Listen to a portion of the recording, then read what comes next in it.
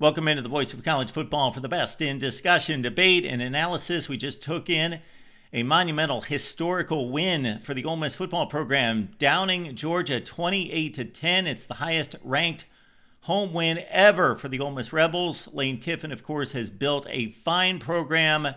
They may just be elite. Let's look at it as usually Georgia wins these football games. It was noted during the game broadcast they had won 52 consecutive games against teams not named Alabama. And of course, Ole Miss, despite playing really good football the last few years under Lane Kiffin, elevating to the top 10 in the nation, this is a different deal. I take you back to Sanford Stadium in Athens 1 year ago when it comes to skill position players, speed and space, the quarterback play. Yes, Ole Miss as good as Georgia, but in the trenches, Ole Miss completely overmatched. Fast forward 1 year to what we just saw in the last 3 to 4 hours. Ole Miss was the dominant team in the trenches. Jackson Dart, though, made a big mistake on the first drive of the ball game. He got sacked, then he threw a pick to Dan Jackson. Georgia took it 7 plays, 21 yards, 7-0 at that point, with Trevor Etienne and Nate Frazier carrying the mail. However, maybe 21-yard touchdown drive that took 7 plays, maybe that should have been our indication of what was to come, that it would be tough sledding for the Georgia running game. Yes, 32 rushes for 59 yards. A Georgia rushing attack, 1.8 yards per carry. We've talked about it throughout the season here at the Voice of College Football about Ole Miss's much improved, much more stout defensive front. Ole Miss, after turning it over, then giving up the touchdown drive to go down 7-0, it was crucial that Ole Miss bounce back. But they would have to do it with a backup quarterback, as Jackson Dart had an ankle injury at that point. Enter Austin Simmons and give this guy a game ball. You're talking about a redshirt freshman or sophomore. He's in the 2023 recruiting class out of Florida. He'd only completed 13 of 24 passes in meaningless garbage time. And he's thrown in against the Georgia Bulldogs down 7-0. And he delivered 10 plays, 75 yards, and Lane Kiffin did not take it easy on him like run. No, he put the ball into Simmons' hands and let him throw from the pocket on 6 of the 10 plays, and he completed 5 of 6, and these weren't dump-offs. He was throwing the ball downfield for 10, 12, 20 yards, and Ole Miss scored, again, 10 plays, 75 yards to tie the game at 7. Then the Ole Miss defense took over. 4 consecutive Georgia series ended in punts.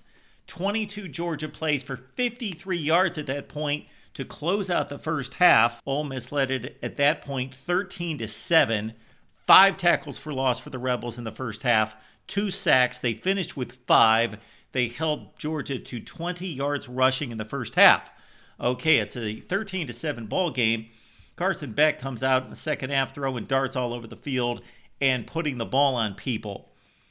He was ripping these throws back and forth. Georgia also went to some misdirection plays to try to take advantage of an overly aggressive Ole Miss defense that was serving it well, but of course, Mike Bobo, offensive coordinator for Georgia, would counter. Some bad Georgia penalties showed some nerves possibly, lack of discipline, illegal formation on a drive. He had an illegal procedure as well, but Georgia kicked the field goal to make it 16-10 at that point. Keep in mind that Jackson Dart came back into the ball game, so kudos to Austin Simmons for the one drive. Jackson Dart comes back in. Actually, he looked good running the ball after that, so they taped it up rather well. No Trey Harris, Ole Miss's top option in the passing game, one of the best wide receivers in college football. Entered Juice Wells with a touchdown. 2-point conversion failed for Ole Miss. They led 22-10, and that was a Jackson Dart over the coverage man, one of those deals in which the defender was facing the receiver in the back of the end zone. Dart recognized that, threw it right over his helmet to Juice Wells, 22-10. Xavier Harris made one of many aggressive plays for Ole Miss in stripping the football from Nate Frazier. The Rebels defense did that twice in the second half. This time after Georgia had driven the ball down the field to the Ole Miss 30, Walter Nolan recovered the fumble to thwart one of 3 Georgia drives in the second half. Georgia drove it 70, 64, and 46 yards in the second half and only got a field goal out of all those drives. Entered the fourth quarter down by more than 10 points. Georgia's not overcome a 10-point plus deficit in the fourth quarter since going all the way back to prior to Mark Richt, 1999 against Vanderbilt. Nate Frazier with another fumble, as we mentioned. Trevor Etienne had to enter the game, even though he's not 100%. He's not at his best.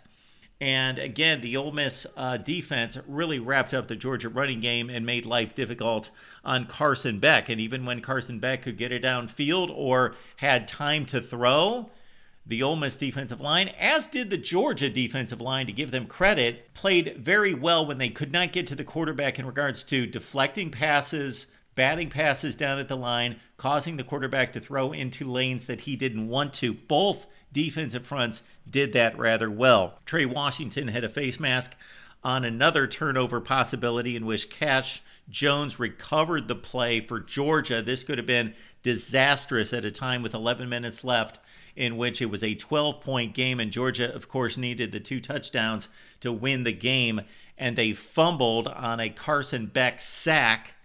And again, Cash Jones picked it up for Georgia, but there was a face mask penalty, and that was 3rd and long, so that would have turned into 4th and long. So even when Ole Miss committed penalties, which has been a bugaboo for the Rebels this season, they're one of the worst teams in Power 4 football in committing penalties, that they let Georgia off the hook, but they were good enough defensively to continue to bail themselves out. Georgia in the red zone again with 7:22 left in the game, but Jared Ivey batted the ball into the air, and John Saunders picked it off to thwart that Georgia drive, and then the Ole Miss pass rush closed it out. This loss was not on Carson Beck. Was he perfect? No, but slick ball, rainy conditions, the fog rolled in at some point early in the fourth quarter. It reminded us of the 1988 NFL playoff game between the Eagles and the Bears in Chicago, of course. But Ole Miss, way too much for Georgia in this one. 28-10. They were the far superior team in the trenches and in every way. And again, kudos to Austin Simmons coming off the bench, down 7-0 against a team that's got the reputation of winning championships because they have won championships. And to deliver that 75-play drive, 75-yard drive with 5 of 6 through the air, and then Jackson Dart to come back off the ankle injury and to perform to the level that he did. Check out his stats. Monumental win for Ole Miss, as of course they lost 2 early games by 1 play. Kentucky, yeah, that's a bad loss. The Cats are 1-6 in the SEC, but they lost to LSU in Death Valley in overtime, a game in which they dominated in the first half. This Ole Miss team is for real. So now with 2 losses, yes, they continue to walk the tight wire, but this was the one game that they really needed to get by. They will be a substantial favorite going forward. For Georgia, we broke this down. Check out the video. Well, you know what? Wait for the next video, because we will, of course, break down the SEC standings and the championship scenarios and CFP opportunities for everyone in contention in the SEC. But we came into this weekend with 9 teams in the SEC with either 1 or 2 losses. Incredible race in the SEC, and it further gets mucked up by this Ole Miss win in the mud against Georgia as the Rebels tie the dogs now in the SEC. And of course, Texas is the one team along with Texas A&M with 1 loss, as Bama and LSU get together tonight as we speak. Your comments and questions are welcome down below. Keep in mind, we've got an Ole Miss show that's every Wednesday at 2 p.m. Eastern Time on the Ole Miss channel. Also, we're launching a Georgia show, and stay tuned for days and times for the Georgia show, which launches this week with Matt Green. Appreciate you being here at the Voice of College Football. Please like and subscribe.